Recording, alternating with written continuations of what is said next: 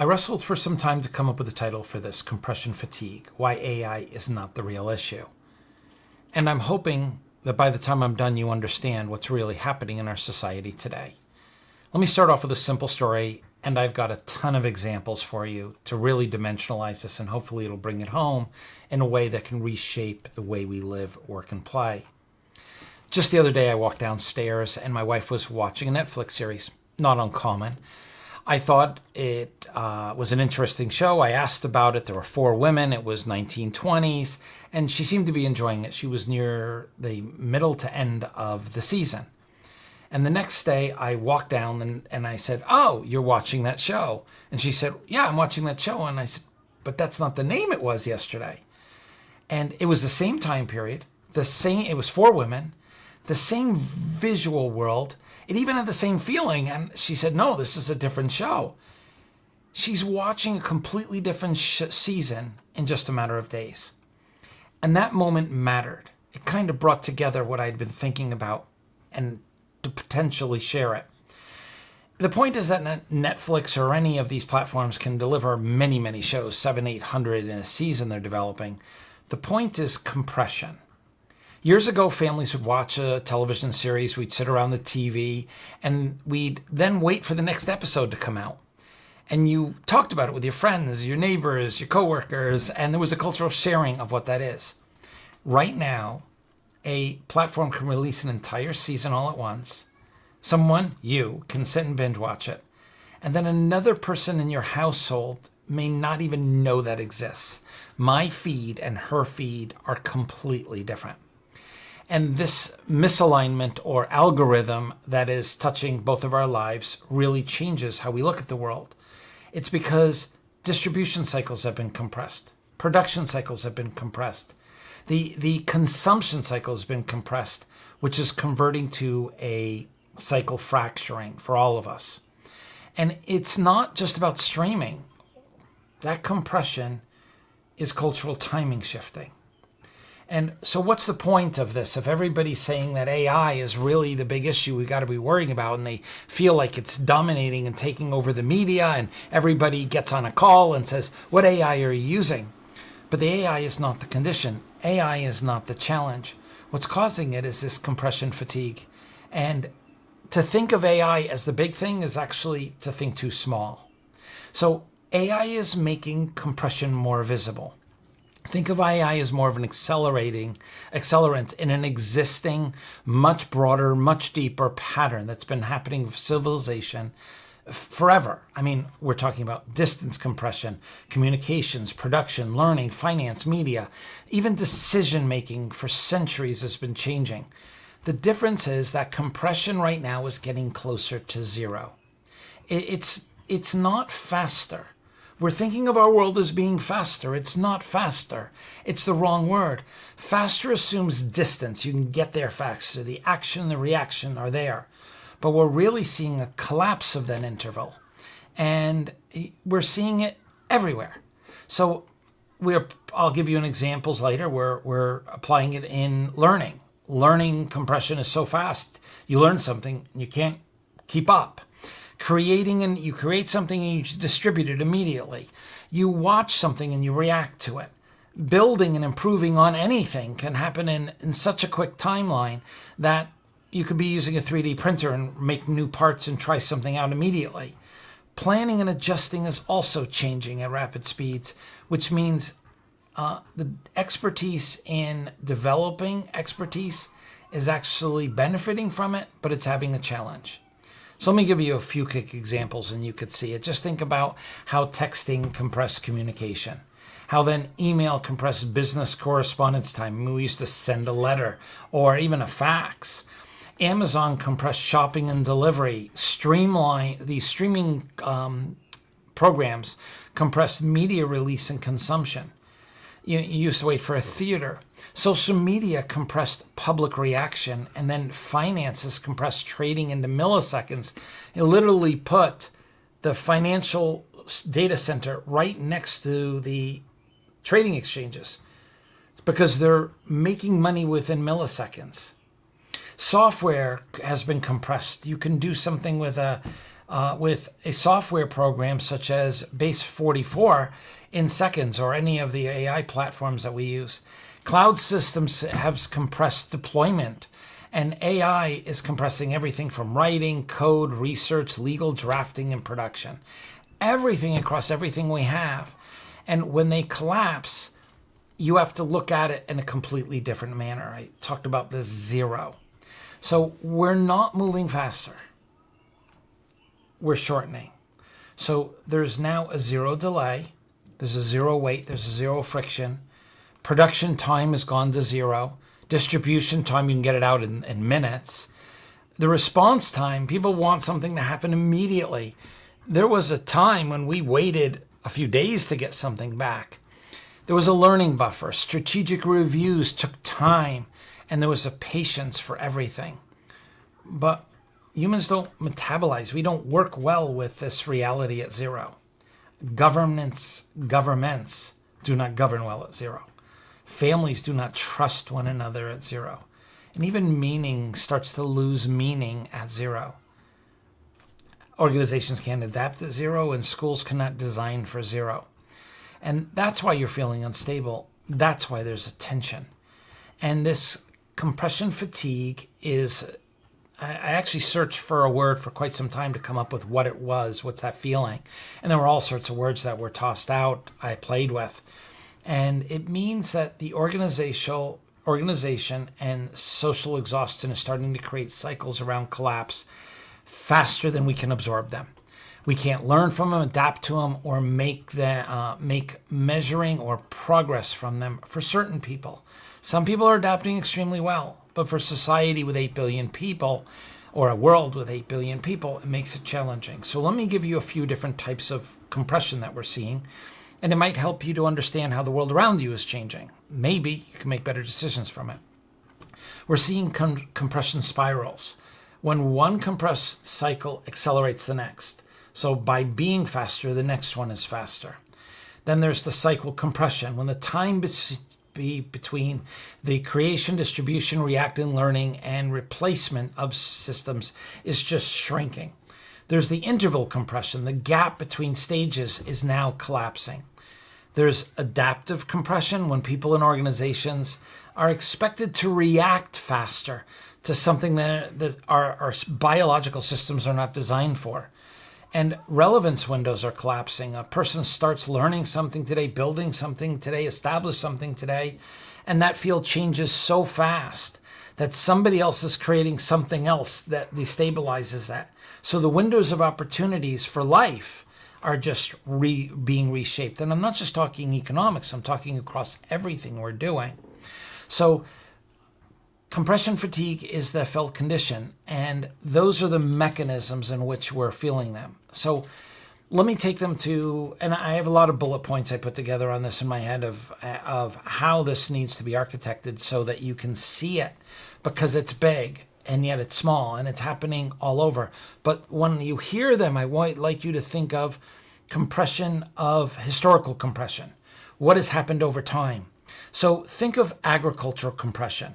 We stabilize food production and settlement, and compression of the time in which we create something and getting to market completely changed.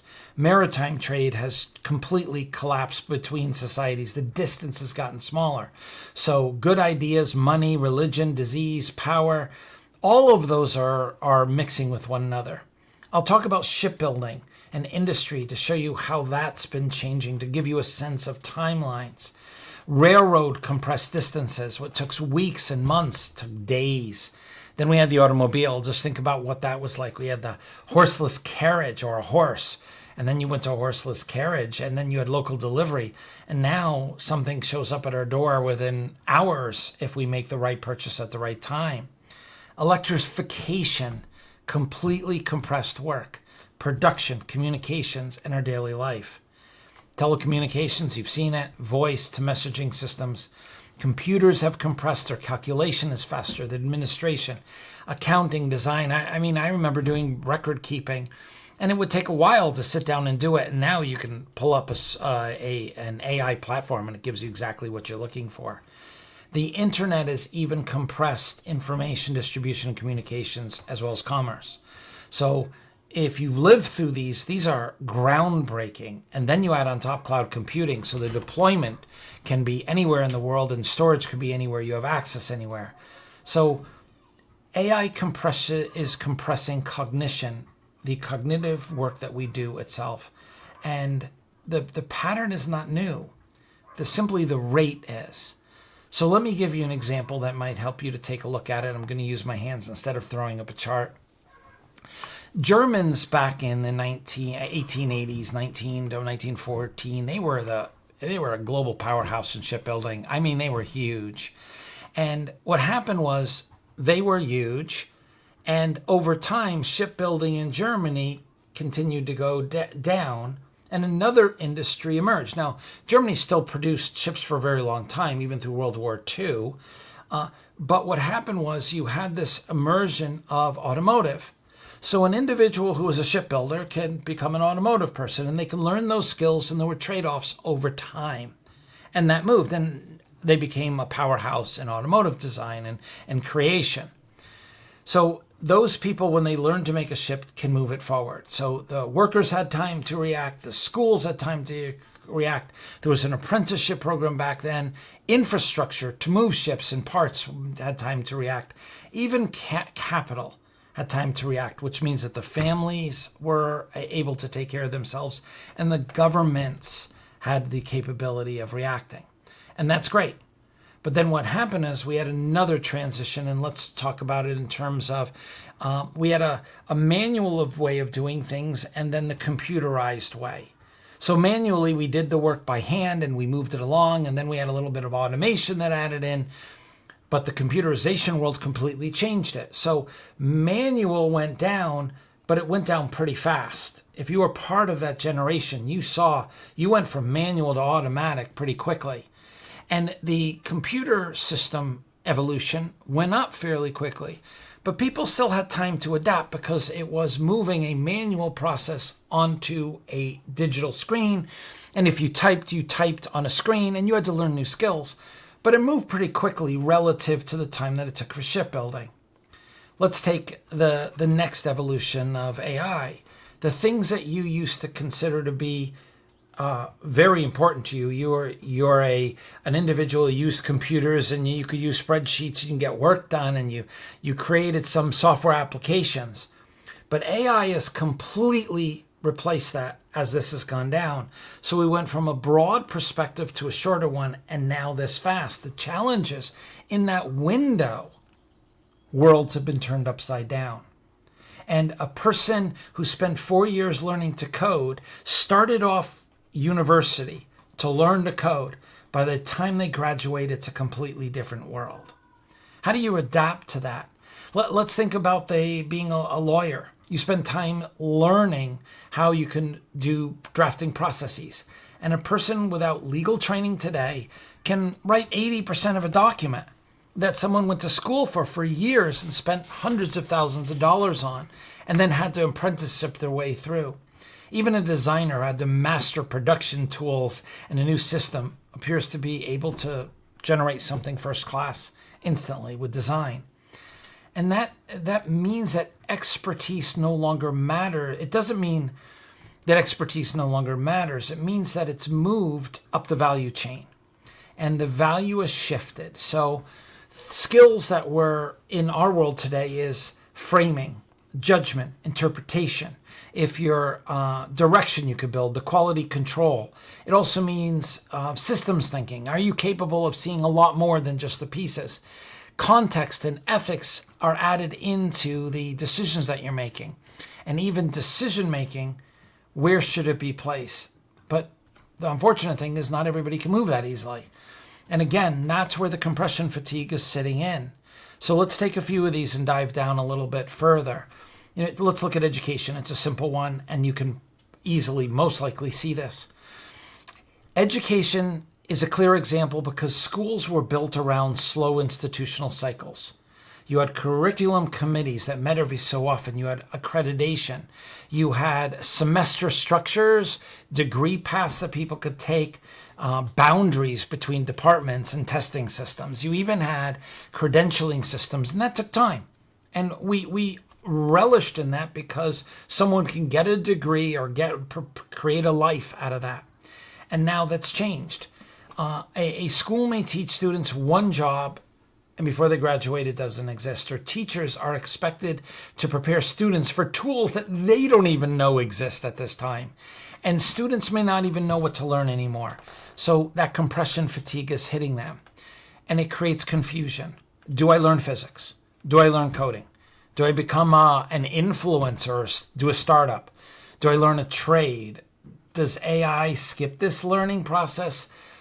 Do I still need a degree? And it's a tough one because the educational system has to change. Not everybody is cut out for running their own business. It's a hard thing. Everybody promotes being your own boss, being your own business is easy. And it's not. And it shouldn't be touted that way. Most organizations, most startups fail. Most individuals who start businesses fail. And while it's a great promotional piece and it's building huge ecosystems, even those things are not sustainable. And that compression of systems is going to happen to all the industries that are being created today. So we have to be more aware of them. So before I give you a few more examples, I'm going to toss something out and maybe there's some value in this. The book Paid to Think that I wrote, I hate saying those words, but the book I wrote is not the cure. But what it does is it exposes compression fatigue or the need for understanding the frameworks of rethinking everything, that to see holistic systems. It's a book about systems and how we're all pulled together. So before, let me give you a quick example. We used to teach strategy and tactics. I've done this to audiences worldwide. I've asked what are strategy, what tactics. Individuals didn't know, but it actually was strategy, tactics, and execution. The fact that if you knew that, you were better off. Well, I'm going to say, inside Paid to Think, there's something called the cyclonic strategic thinking model. The cyclonic means thinking and constantly rehashing. You have to go to a different space. You have to think what is the real desired outcome before you even start strategy. And then there's another term, macro tactics. Those are the tactics you get involved with that don't have anything you could do with it. Say, well, what I'm going to do is I want to have a great family experience. My strategy is to have a dinner with my family. I want to have a meat and I want meat for the main dish and desserts that are cake oriented. Well, that's a macro tactic. Can't do anything with it. Then there's tactics. Those are the actual things you would deploy to make that happen. And then you hand it over for someone to execute. But what happens by expanding definitions, you help that compression fatigue because now you know where you can make changes up front. You have to have more clarity. And if you do not define your desired outcomes up front, you might move fast, but you're going to move fast in the wrong direction. And it distinguishes spaces of execution. I have a mental execution, things you have to work on in order to be able to achieve a full-blown plan. And acceleration without thinking creates or compresses errors. So what I'm finding is individuals are using AI and they're making bigger mistakes faster because they're not spending more time up front in the desired outcome and creating better strategies. So one of the hidden dangers of AI or modern tools is it allows people to execute faster than they've ever thought, and they hadn't thought it through clearly. So some ways to look at this is, in the past, we used to have people who collected data. We can get data all day long. Then what they would do is take that data. I mean, we get it from sensors, we get it from video, we get it from audio. We have so many sensors. Data comes in at a rapid speed. We have a ton of that. So the challenge is, how do you take the data and convert it to information? And there used to be data people. And now there's people who could turn data into information, something you could work with. But information is not the mainstay, is that you have to move that to knowledge, something that somebody can do something with. And that channel has been changing. We're now seeing information being completely automated, and knowledge is the output. We have to find what that knowledge is in this sea of information. Then humans still should be the decision maker, the review, and the decision maker of them. And we're outsourcing that. And it's a diagnostic. Historically, the people collected, assembled, created, reviewed, and made decisions. But now data collection is automated, information is automated, knowledge is partially, and so we have to move down that. And so the challenge is most people are not trained for those higher levels. They're not. They were trained to collect, assemble, summarize, draft, process, produce. But they think about accountants and lawyers and management and engineers. Those layers are all compressing. And we need new questions. What will humanity do as these lower levels seem to be compressing near zero? So I'll give you a few jobs, and I've already had people have pushback as I tested this out on people. One member of our team, we had a conversation about intellectual property. And this person is, tops. He's really great. And complex intellectual property work that went to school for requires legal training, process knowledge, judgment, and risk awareness. AI might not be able to produce everything in that category, but it can produce a draft that took 6 months or 3 months or a month and a day. That's compression. So that individual is not producing the draft anymore, and the understanding of law changes, knowing the risks inside, what matters, understanding claims, understanding defensibility. This reshapes everything, and AI compression is coming. It does not automatically compress wisdom. And that's a tough one. We're all kind of tossing that out there that AI won't, but AI takes slivers of things. It doesn't have to take the whole thing. It just has to take a sliver, just enough where that industry becomes unprofitable.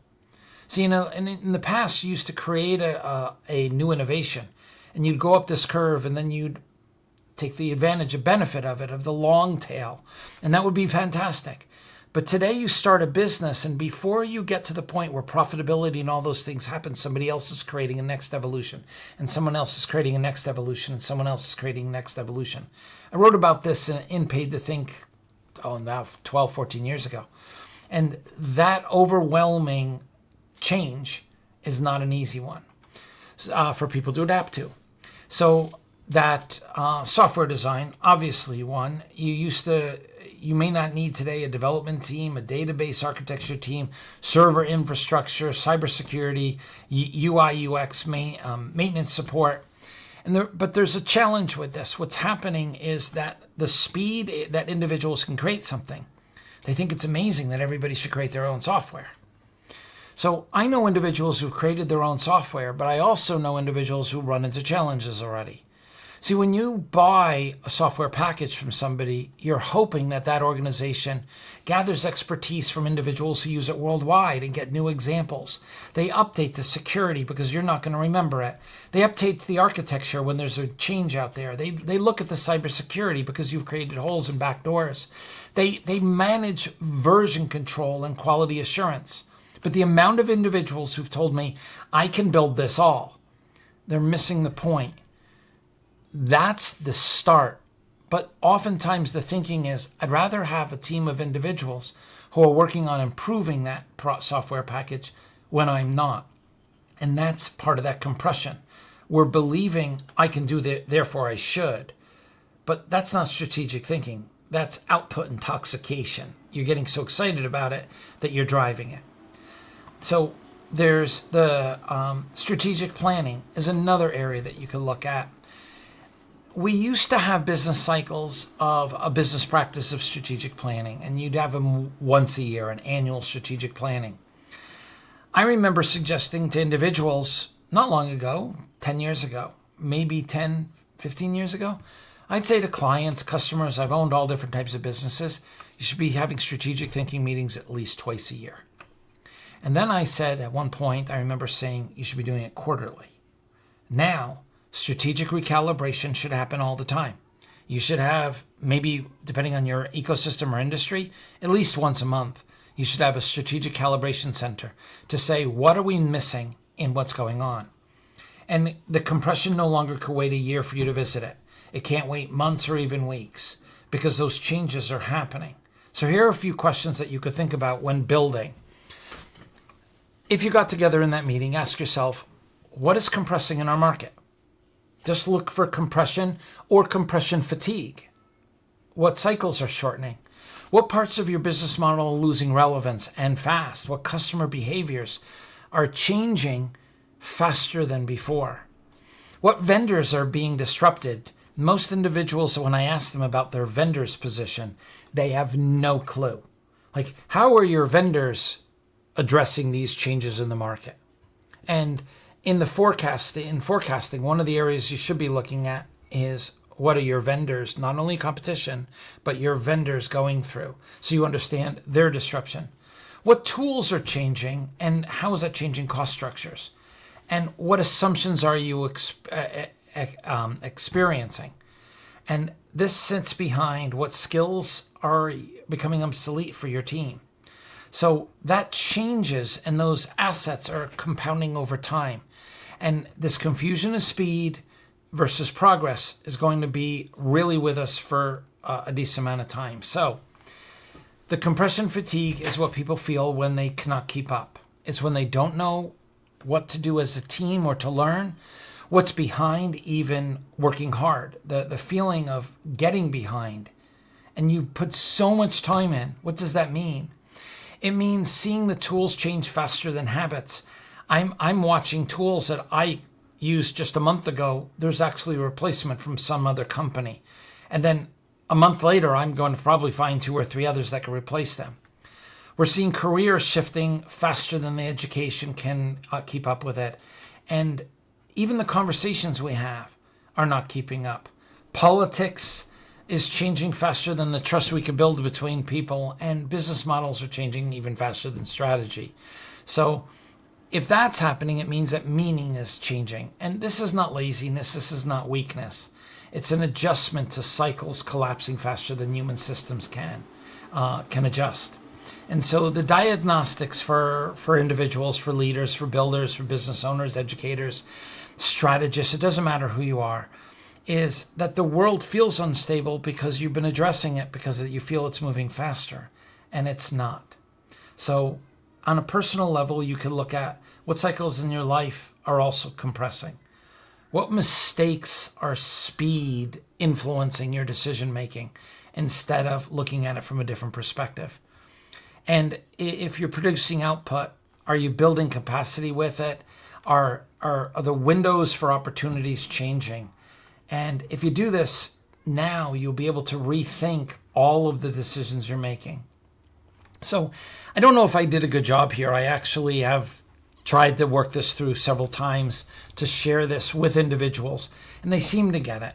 I went a little bit deeper because I don't know who's on the other end listening to this, and I want to make sure that you're aware that that change is something that is coming from a different angle. It's kind of that left field. Wow, I didn't realize that that's what's happening. And maybe you can make those better decisions.